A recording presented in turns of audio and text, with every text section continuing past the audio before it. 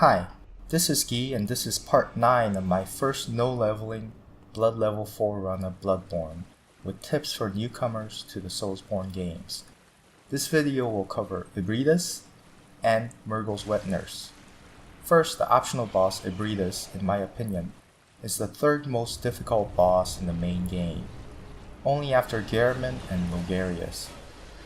Many people fight Ebrietas from her leg with timed dodges, but my lack of gaming reflexes made that totally unreliable for me, and hence I learned to fight her face to face. Personally, I learned to fight her farming for blood rocks and cursed chalices, and wasn't so intimidated by her as I was with Logarius or Gehrman. But for new players, she can be quite a challenge. The biggest of her weapons is her charge. Her charge attack can come from virtually any distance, and almost immediately even after another attack. And what makes her charges so dangerous is that she can hit you with both her head and her side tentacles, making it very difficult to dodge. So even if you dodge her head, her tentacles can and most likely will still hit you. If you get hit by both for lower level characters, it's instant death, especially if you're dashing when her attack can get additional counter damage. For higher level characters who can tank at least one charge attack, however, this fight can become relatively easy, just a patience game. In other words, her only dangerous attack is her charge attack. Everything else is easily avoided by dashing back once or twice or running. When Ebrietas is ready to do a charge attack, however, she has a tell. The tentacle on her left shoulder rises up slightly and wiggles. There are a few ways to dodge this charge attack. First, as soon as you see her tell, is to sidestep and immediately backstep. I usually use this method. If you sidestep twice while locked on, you actually will circle her and end up landing right into her tentacles. So one sidestep to avoid her head, and then backstepping immediately after to avoid her tentacles will land you safely away. Another method is to unlock and just distance yourself, but obviously you need space behind you to do this. Another method is to run slightly away from her, then sharply to the side or roll sideways twice while unlocked. In her third phase, she has a flying head slam. I recommend just backstepping twice to outdistance her when she does this move. When she shoots her lasers, running will make her miss, and like with Rom the vacuous spider and his meteors, I try to run in an arc path toward her, so that at the end of her lasers I end up beside her to get a hit or two in.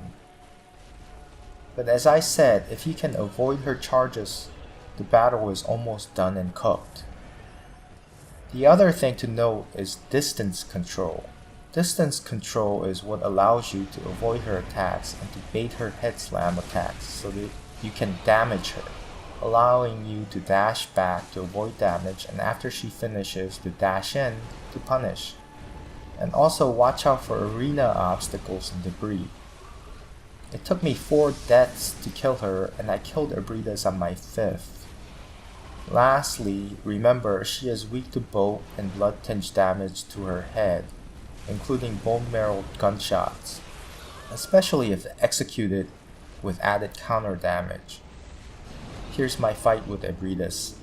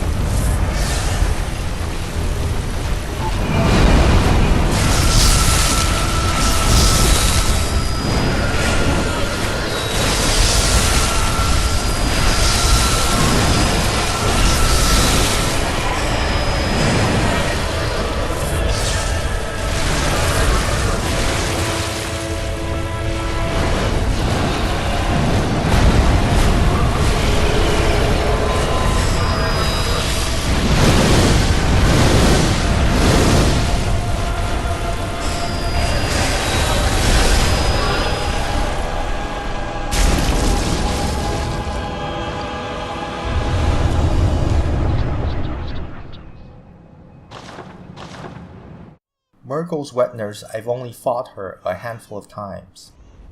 To be honest, I really have no advice for battling her, but then again, I'm not exactly sure she needs any tips. With normally leveled characters, the fight to me is one of the easier ones in the game. Hence, when I have battled her, it took very little time and effort, and I never learned any of her moves. For level 4s, on the other hand, virtually all her attacks have a chance to one-hit depending on circumstances. It took me 7 deaths and I killed her on my 8th try. The 7 tries beforehand, however, were just learning her movesets all over again because I hadn't fought her in so long. Usually, after I get my blood rock that's nearby, I go do the chalice dungeons and the DLC and quit the build or start another build. Just my personal quirk. I don't like that feeling that the game is over. For Mergo, I just usually try to get to her back while she does her long sword thrashing attacks and avoid her spin moves, which will one-shot level 4s. During her dark dream phases, I just run in a circle and wait out the attacks. In other words, she's relatively easy, even though it took me 8 tries. It's interesting to me to note that for some players, Mergo can actually be the last boss of the game depending on the choices they make in the game. Gehrman and Moon Presence after her are both completely optional bosses. She represents no difficulty spike or challenge to normally level characters, and the only problem I had with my level 4 was actually because I never learned to fight her in my previous battles with her with normally leveled characters, all of whom annihilated her relatively easily. In fact, for a long time, I didn't even realize she had a dream phase. She never got to those phases. My point, who said this game has no difficulty slider? So far in my blood level 4 run, notice that the only 2 difficult bosses in the game so far, Logarius and Ebrietas, are both optional. Even the mini-bosses, the Grand Cathedral Hunter and Fake Yosefka, are completely optional. My point, the level of difficulty or challenge of Bloodborne is completely relevant to what the player desires it to be, in other words. Isn't that the function of a difficulty slider?